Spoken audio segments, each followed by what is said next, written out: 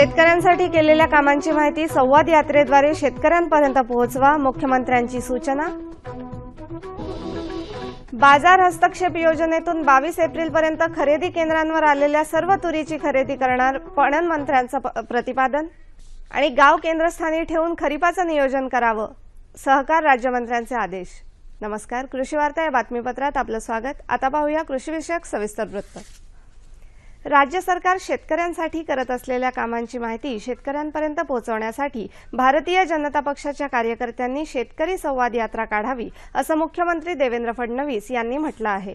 पिंपरी चिंचवड भाजपा प्रदेश कार्यकारिणीच्या बैठकीच्या समारोप प्रसंगी मुख्यमंत्री बोलत होते। भाजपा सरकारने कृषी क्षेत्रातील गुंतवणूक वाढवण्यासाठी अनेक योजना राबवल्या आहेत, अशी माहिती प्रदेशाध्यक्ष खासदार रावसाहेब दानवे यांनी या समारंभात बोलताना दिली। तूर खरेदी समस्यावर तोडगा काढण्यासाठीच्या दृष्टीने बाजार हस्तक्षेप योजना राबवायला राज्य शासनाने मान्यता दिली आहे। त्यामुळे 22 एप्रिलपर्यंत खरेदी केंद्रांवर असलेल्या तुरीची खरेदी करण्यात येईल, असं पणन मंत्री सुभाष देशमुख यांनी सांगितलं। यासाठीचा शासन निर्णय गुरुवारी जारी झाला आहे, अशी माहिती त्यांनी दिली। सध्या तूर खरेदी केंद्रांवर सुमारे 10 लाख टन तूर शिल्लक असून ती सर्व या योजनेअंतर्गत खरेदी केली जाईल, असंही त्यांनी सांगितलं। खरेदी आणि व्यवस्थापनाची जबाबदारी राज्य सहकारी पणन महासंघ आणि विदर्भ सहकारी पणन महासंघ या संस्थांवर सोपवण्याची माहिती पणन मंत्री देशमुख यांनी दिली।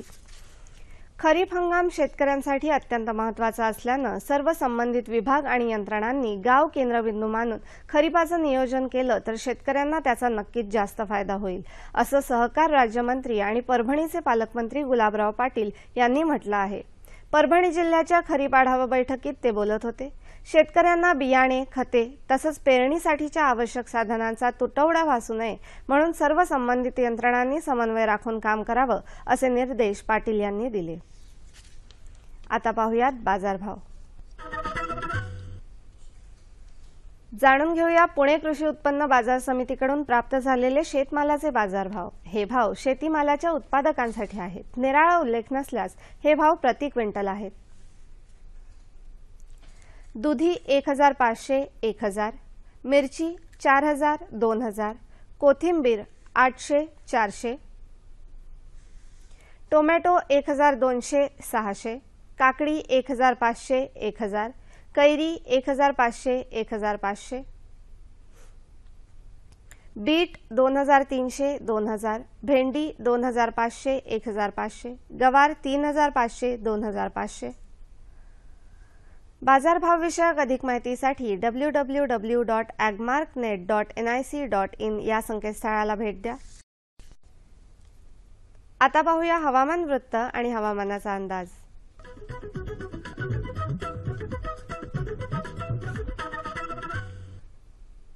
शेतकरी बंधूंनो नमस्कार।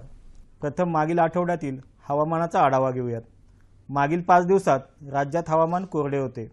गेल्या 24 तासात राज्यात सर्वात जास्त कमाल तापमानाची नोंद चंद्रपूर येथे 44.2 अंश सेल्सिअस इतकी झाली। यानंतर राज्याचा हवामान अंदाज पाहूयात। कोकणात पुढील 5 दिवस हवामान कोरडे राहील। मध्य महाराष्ट्र व हवामान कोरडे राहील। त्यानंतर दिनांक 30 एप्रिल ते 2 मे या कालावधीत दक्षिण मध्य महाराष्ट्र व मराठवाड्यात तुरळक ठिकाणी मेघगर्जनेसह पाऊस पडण्याची शक्यता आहे। विदर्भात येत्या 24 तासात तुरळक ठिकाणी मेघगर्जनेसह पाऊस पडण्याची शक्यता असून 1 ते 2 ठिकाणी वादळी वारे वाहण्याची शक्यता आहे। दिनांक 29 व 30 एप्रिल रोजी हवामान कोरडे राहील। त्यानंतर 1 व 2 मे रोजी तुरळक ठिकाणी मेघगर्जनेसह पाऊस पडण्याची शक्यता आहे। यानंतर कृषी सल्ला।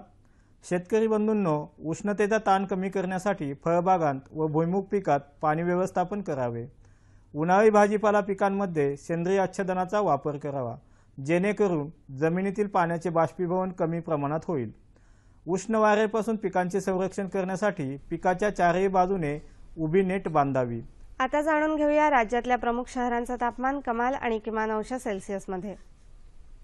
मुंबई कमाल 33, किमान 26, पुणे 39 आणि 20, नागपूर 43 आणि 23, औरंगाबाद 39 आणि 23, सोलापूर 42 आणि 26 आणि नाशिक 38 आणि 20। हवामान विषयक अधिक माहितीसाठी www.imdmumbai.gov.in या संकेतस्थळाला भेट द्या. आणि याबरोबरच आजच्या कृषी वार्ता संपल्या. पुन्हा भेटूया पुढील कृषी वार्तामध्ये. तोपर्यंत नमस्कार.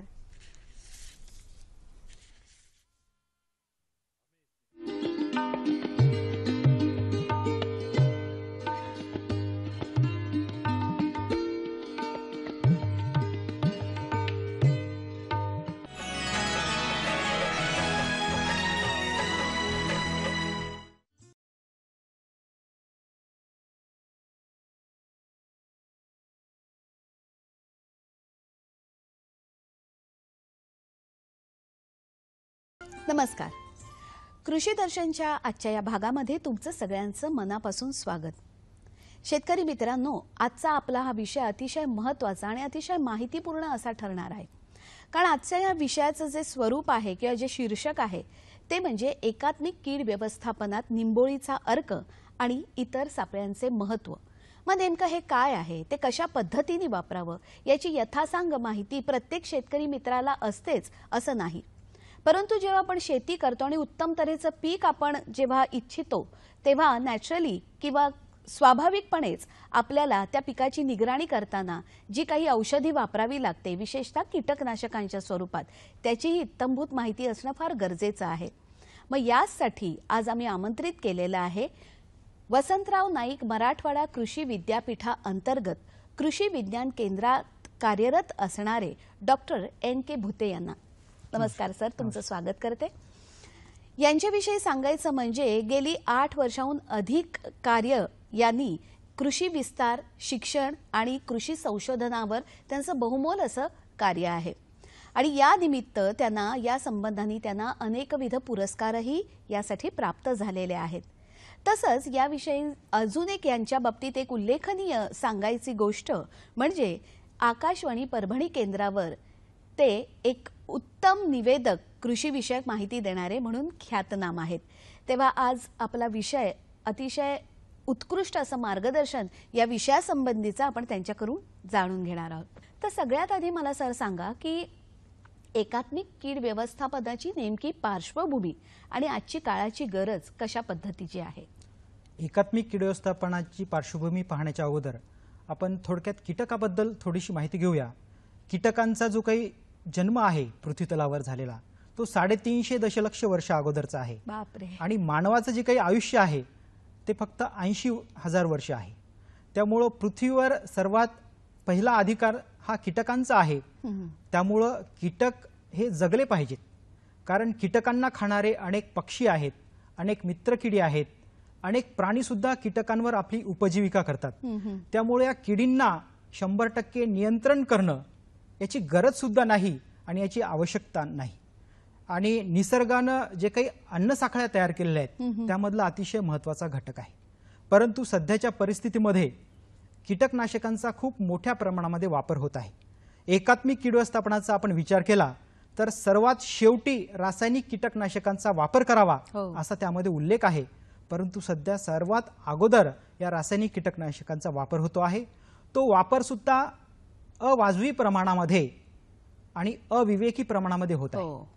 त्यामुळे वेगवेगळ्या प्रकारचे दुष्परिणाम आज सामोरे येत आहे. आणि पर्यावरणाला सुरक्षित ठेवायचं असेल तर आपल्याला या कीटकनाशकांचा जो काही वापर आहे तो अतिशय कमी करावा लागेल, कदाचित शून्यावर आणावा लागेल.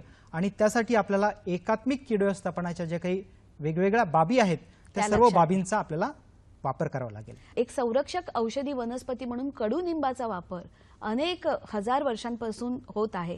तर याविषयी काय सांगाल की एकात्मिक कीड व्यवस्थापनामध्ये याचं महत्त्व कशा प्रकारे विशद करता येईल. खरं तर कडुनिंबाचं जे काही उगमस्थान आहे तो आपला भारत देशच आहे. आपल्या भारतातूनच कडुनिंब संपूर्ण जगामध्ये पसरलेला आहे. आपले पूर्वज सुद्धा या कडुनिंबाचा जो काही पाला आहे तो साठवलेले जे काही धान्य आहेत त्यामधल्या किडींच्या व्यवस्थापनासाठी त्याचा पाला वापरत होते. इमारतीसाठी जे काही लाकूड बनवतात त्या लाकडासाठी सुद्धा कडुनिंबाच्या झाडाचा वापर होतो, कारण त्याला वाळवी लागत नाही. त्याच प्रकारे जे काही निंबोळे आहेत, निंबोळ्यांचा सुद्धा अनेक वर्षांपासून पिकासाठी, पीक उत्पादन वाढीसाठी खत म्हणून सुद्धा त्याचा वापर होतो. तर अशा प्रकारचे अनेक उपयोग या कडुनिंबाचे आहे, म्हणून हा कल्पवृक्ष आहे. वाह, खऱ्या बरोबरच. हा जो कल्पवृक्ष आहे, जसा तुम्ही उल्लेख केलात आता की त्याच्या निंबोळ्यांचा वापर पिकांच्या संरक्षणासाठी होतो, तर याविषयी काय सांगाल की कशी ती साठवतात, कशा गोळा करतात, कशा पद्धतीने त्याचं कीटकनाशक तयार करण्यापूर्वी अर्क काढला जातो, हे सगळं आम्हाला एक विस्ताराने सांगा. निंबोळी आपल्या पिकावर फवारणी करताना 5% निंबोळी अर्काची शिफारस केलेली आहे. अच्छा. ज्या काही निंबोळ्या आहेत त्या निंबोळ्या आपण शास्त्रीय पद्धतीनं गोळा करायच्या. बरं. म्हणजे ज्या काही जून जुलैमध्ये मे जून महिन्यामध्ये जे काही झाडाला निंबोळ्या लागतात त्या निंबोळ्या खाली पडतात. ते खाली पडायच्या अगोदर झाडाच्या खाली आपल्याला कापड अंथरला आणि त्यावर ह्या पिकलेल्या निंबोळ्या आपण पाडल्यात किंवा गोळा करून घेतल्यात. तर ह्या गोळा केलेल्या निंबोळ्या स्वच्छ धुवून घ्यायच्या. बरं. आणि त्या सावलीमध्ये वाळवायच्या. अच्छा. सावलीमध्ये वाळवायच्या. उन्हामध्ये वाळवलं तर त्याच्यावर विपरीत परिणाम होतो. ह्या वाळवलेल्या निंबोळ्या साठवून ठेवायच्या पोत्यामध्ये, सच्छिद्र अशा पोत्यामध्ये साठवून ठेवायच्या, जेणेकरून त्याला बुरशी वगैरे गोंडपाट वगैरे अशा गोंडपाटमध्ये वगैरे. आणि ह्या निंबोळ्या मग पुढच्या हंगामासाठी आपल्याला वापरता येतात. तर हा 5% निंबोळी अर्क जो काही करायचा आहे, हा करत असताना आपल्याला 5% अर्थातच 5 किलो निंबोळी आणि 100 लिटर पाणी. अच्छा. तर ह्या 5 किलो निंबोळीचा भरडा तयार करायचा. एकदम पावडर न करता त्याचा भरडा तयार करायचा आणि ह्या 5 किलो निंबोळ्या 100 लिटर पाण्यामध्ये रात्रभर भिजत घालायच्या आणि मग दुसऱ्या दिवशी ते वस्त्रगाळ करून घ्यायचा. बरं. आणि त्याच्यामध्ये 200 ग्रॅम निरमा किंवा कुठलाही एखादा जो काही डिटर्जंट पावडर असेल, अच्छा, तो स्टिकर म्हणून चिकटपणा येण्यासाठी त्यामध्ये टाकायचा. तर एक लघु उद्योग म्हणून हा सामोरा येऊ शकतो का पुढे? अतिशय महत्त्वाचा प्रश्न आपण विचारलात. तर एक लघु उद्योग म्हणून हा सामोरा येऊ शकतो का पुढे? अतिशय महत्त्वाचा प्रश्न आपण विचारलात.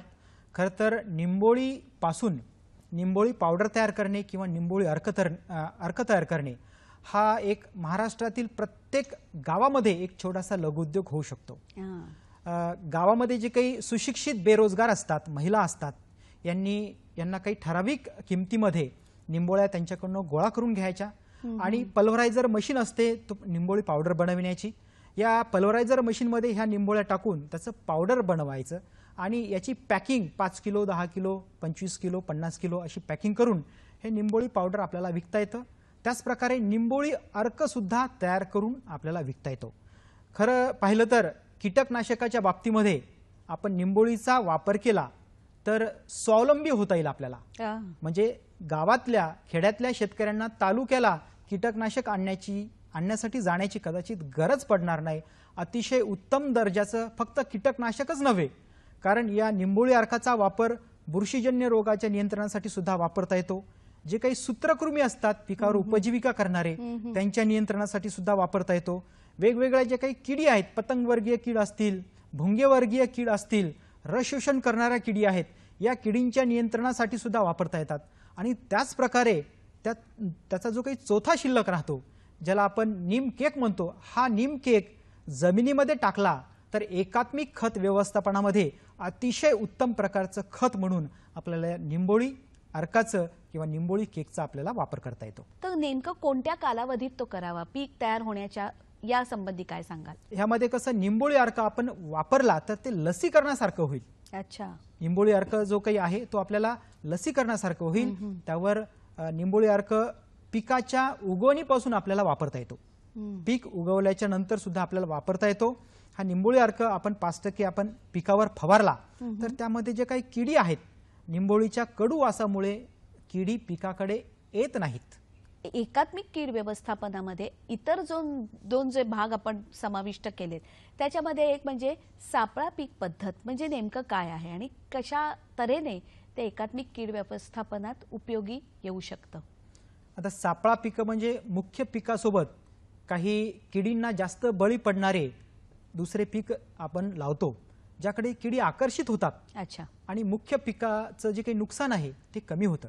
तर असे जे काही पिकं आहेत यांना आपण सापळा पिकं म्हणतो. उदाहरणार्थ सोयाबीनमध्ये एरंडीची बॉर्डरने एक ओळ लावली किंवा सूर्यफुलाची ओळ लावली.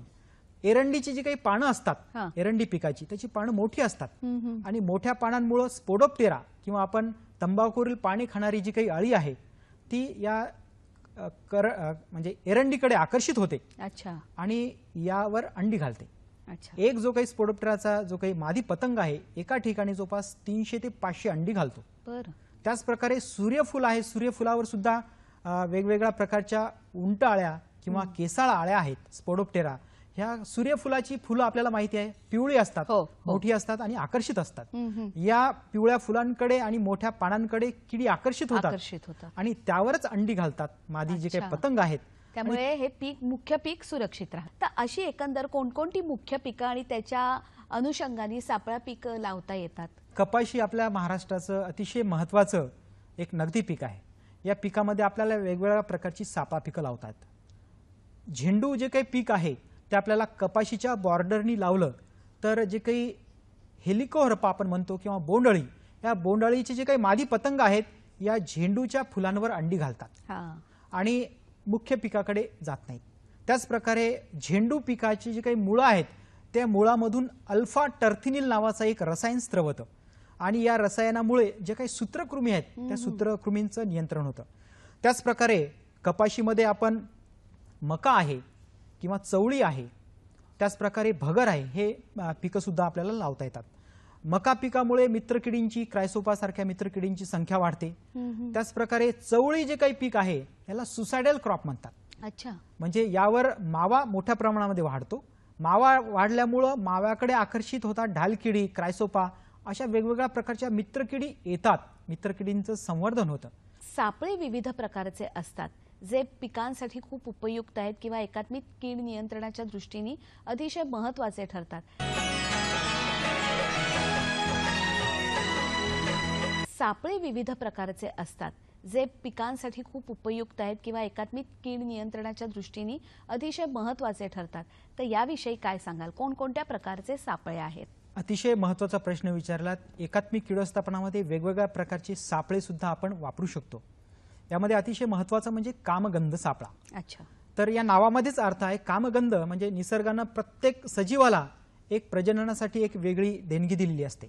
किडींच्या बाबतीमध्ये जो काही मादी पतंग असतो आपल्या शरीरातून एक वेगळ्या प्रकारचा रसायन स्त्रवत असतो, जेणेकरून हा रसायन किंवा जो काही सुगंध आहे हवेमध्ये पसरतो आणि हवेमध्ये जे काही किडी असतात म्हणजे नर पतंग असतात त्या किडीची ते त्या सुगंधाकडे आकर्षित होतात आणि त्यांचं मिलन होऊन पुढच्या पिढी तयार होतात. तर हा जो काही सुगंध आहे किंवा रसायन आहे शास्त्रज्ञांनी या रसायन त्या वेगळा केलं, त्याचं पृथक्करण करून वेगळ्या प्रकारचे कामगंध सापळे तयार केले आहेत. अशा प्रकारचा हा कामगंध सापळा असतो. हा कामगंध सापळा याच्यामध्ये छोटीशी टॅबलेट किंवा ल्यूर लावलेली असते. ही बाजारामध्ये विकत भेटते. याचा खर्च सुद्धा अतिशय कमी, जवळपास 50 ते 60 रुपये. आणि कीटकनाशकाची फवारणी केली तर आपल्याला 2000 रुपये कमीत कमी एका फवारणीसाठी लागतात. अच्छा. म्हणजे बघा किती उपयुक्त आहे तो. हा कामगंध सापळा याचा सुगंध सभोवतालच्या वातावरणामध्ये पसरतो आणि ज्या काही नर किडी आहेत या सापळ्याकडे आकर्षित होतात. त्यांना वाटते इथं मादी आहे आणि या सापळ्यामध्ये येऊन पडतात. तर एका दिवसामध्ये जवळपास 500 हजार नर पतंग आम्ही गोळा केलेले आहेत. अरे बाप. तर अशा प्रकारचा हा कामगंध सापळा कमी खर्चामध्ये आपल्याला प्रत्येक पिकामध्ये प्रत्येक किडीसाठी वेगवेगळा कामगंध सापळा आपल्याला वापरता येतो. तर आता या सापळ्यांचं जसं कामगंध सापळ्याविषयी तुम्ही सांगितलं तेव्हा अजून असे एक प्रकाश सापळा म्हणा किंवा अशा तऱ्हेच्या सापळ्यांची माहिती सांगा. प्रकाश सापळा हा अतिशय महत्त्वाचा आहे, कारण शेतकरी बांधव जे काही फवारणी करतात पिकावर ते अळ्यांच्या नियंत्रणासाठी करतात. पण अळी ज्या किडींपासून ज्या प्रौढ पतंगापासून तयार होते त्यांचं नियंत्रण मला वाटते खूप कमी शेतकरी करत असतील. तर एक मादी पतंग जवळपास 500 अंडी देऊ शकतो. म्हणजे एका पतंगाचं आपण मादी पतंगाचं नियंत्रण केलं तर जवळपास 500 अळ्या आपल्याला नियंत्रित करता येऊ शकतात. त्यामुळं प्रकाश सापळे हे अतिशय महत्त्वाचे आहे. प्रकाश सापळा म्हणजे जो काही आपल्याला विजेचा लाईट आहे किंवा बल्ब आहे तो आपल्याला पिकाच्या मध्यवर्ती ठिकाणी लावायचा आहे आणि त्या सापळ्याच्या खाली एक पसरट असं मोठं टोपलं किंवा एखादं भांड किंवा एखादा पाण्याचा हौद जरी आपण तयार केला आणि त्याच्यावर सापळा लावला म्हणजे बल्ब लावला तर रात्रीच्या वेळेस काय होतं, ह्या ज्या काही किडी आहेत पंख असणाऱ्या किडी म्हणजे प्रौढ किडी यांना प्रकाशाचं खूप आकर्षण असतं. रात्रीच्या वेळेस ह्या प्रकाशाकडे आकर्षित होतात आणि त्या पाण्यामध्ये थोडंसं रॉकेल टाकलं तर त्या रॉकेल मिश्रित पाण्यामध्ये ह्या सर्व किडी पडतात आणि मरतात. साधारण किती उंचीपर्यंत लावायचं? पिकाच्या जवळपास आपण अर्धा ते 1 फूट जरी उंचीवर लावलं अच्छा. तर जवळपास पिकामधले जे काही पतंग आहेत, मादी पतंग आहेत, नर पतंग आहेत, किंवा सगळ्याच प्रकारची जी काही किडी आहेत, पंख असलेल्या सगळ्याच प्रकारच्या किडी त्या या येऊ प्रकाश शकतात. सापळ्याकडे आकर्षित होतात, त्या पाण्यामध्ये पडतात आणि त्यांचं बरं, नियंत्रण हे होतं. झालं विजेचा बल्ब असेल तेव्हा, पण प्रत्यक्ष काही शेतकऱ्यांच्या शेतात वीजेची उपलब्धता नाही किंवा नसेल वीज, तेव्हा सध्या आपल्याला माहिती आहे बाजारामध्ये सौर ऊर्जेचे सुद्धा बल्ब आलेले आहेत. अच्छा. तर असे सौर ऊर्जेवरचे जे काही दिवे आहेत त्यांचा सुद्धा आपल्याला प्रकाश सापळ्यामध्ये वापर करता येतो. बऱ्याच वेळेस गॅस बत्ती किंवा चार्जिंगची जी काही बॅटरी आहे त्याचा सुद्धा या प्रकाश सापळ्यामध्ये आपल्याला वापर करता येतो. आणि आता बाजारामध्ये सौर ऊर्जेवरचे रेडीमेड असे प्रकाश सापळे सुद्धा आपल्याला बाजारामध्ये उपलब्ध झालेले आहेत. आणि बऱ्याच वेळेस काय होतं, रात्रीच्या वेळेस रात्री 10 किंवा 11च्या नंतर मित्रकिडी सुद्धा या प्रकाश सापळ्यामध्ये येतात. बरं. त्यामुळे या प्रकाश सापळ्या जवळपास रात्री 10 किंवा 11च्या नंतर हे प्रकाश सापळे आपल्याला जो काही बल्ब आहे तो बंद करायचा आहे. अच्छा. आणि अशा प्रकारचा एक शास्त्रज्ञांनी प्रकाश सापळा विकसित केलेला आहे की ज्यामध्ये मित्रकिडी जरी आल्यात तरी या मित्रकिडींची एक वेगळ्या मार्गाने सुटका त्या प्रकाश सापळ्यातून होऊ शकतो. अशा प्रकारचे सुद्धा सापळे बाजारामध्ये आलेले आहेत. या प्रकाश सापळ्यांची शेतकऱ्यांनी म्हणजे मागणी करून उपलब्ध करून घेणं खूप आवश्यक आहे. आणि हा प्रकाश सापळा प्रत्येक पिकामध्ये, खरीप हंगाम असेल, रब्बी हंगाम असेल किंवा उन्हाळी हंगामामध्ये आपण आपल्या शेतावर लावला तर मला वाटतं वर्षाकाठी जवळपास 8 ते 10 हजार रुपयाची बचत एका सापळ्यापासून होऊ शकते. आणि शेवटचा अजून एक सापळा आहे, त्याविषयी काय सांगा? शेवटचा जो काही सापळा आहे तो म्हणजे चिकट सापळा. तर आपल्याला माहिती आहे मनुष्याला वेगवेगळ्या प्रकारचे रंग आवडतात. कुणाला निळा आवडतो, कुणाला भगवा आवडतो, कुणाला पिवळा. त्याच प्रकारे किडींना सुद्धा काही रंग आवडतात. तर यामध्ये महत्त्वाचं म्हणजे पिवळ्या रंगाचे चिकट सापळे, अशा प्रकारचा हा चिकट सापळा असतो. प्लास्टिक कोटेड पेपरला पिवळ्या रंगाचा म्हणजे याला चिकट पदार्थ, वेगवेगळ्या प्रकारचे चिकट पदार्थ आपण लावला आणि पिकामध्ये जवळपास झेंड्यासारखं आपण शेतामध्ये पिकाला लावलेत अशा प्रकारचे सापळे. तर या पिवळ्या रंगाकडे पांढरी माशी, तुडतुडे हे वेगवेगळ्या प्रकारचे पंख असलेले किडे आकर्षित होतात. आणि याला जो काही चिकटपणा असतो त्या चिकटपणाला चिकटून मरतात. आणि निळा जो काही चिकट सापळा आहे या निळ्या चिकट सापळ्याकडे फुलकिडी जे काय असतात ज्याला आपण थ्रिप्स म्हणतो, प्रत्येक पिकावर, कपाशीवर असेल, प्रत्येक पिकावर आपल्याला अशा प्रकारचे निळ्या रंगाचे चिकट सापळे लावता येतात. याकडे फुलकिडी आकर्षित होतात. त्या प्रकारे लसण आहे, कांदा आहे, या किंवा वेगवेगळ्या प्रकारचे फळ पिकं, फुलं पिकं असतील तर यांच्या नियंत्रणासाठी आपल्याला या चिकट सापळ्यांचा आपल्याला वापर करता येईल. तर शेवटी जाता जाता शेतकरी मित्रांना कोणता सल्ला द्याल? शेतकरी बांधवांना माझा एक महत्त्वाचा आणि कळकळीचा सल्ला असेल की आपण कीटकनाशकाला कीटकनाशक म्हणतो, परंतु हे फक्त किडींचं नाश करत नाही. मित्रकिडी आहेत, मित्र पक्षी आहेत, मधमाशी आहेत, यासारख्या प्रत्येक सजीवाचा नाश करण्याचं सामर्थ्य या कीटकांमध्ये आहे. मनुष्याचा सुद्धा प्राणहानी कीटकनाशकांमुळे होऊ शकते. म्हणून या कीटकनाशकांचा वापर कधी करायचा, कसा करायचा याच्याबद्दलचं ज्ञान हे आपण आत्मसात करणं खूप गरजेचं आहे. जाता जाता सरांनी खूप महत्त्वाचं सांगितलं की बाजारभाव कसा असेल हे आपण सांगू शकत नाही पिकावर मिळणारा, परंतु त्या पिकावर जो काही खर्च आपण करतो तो निश्चितच अतिशय कमीत कमी प्रमाणात आपण कसा करू शकू हे आपल्या हातात आहे.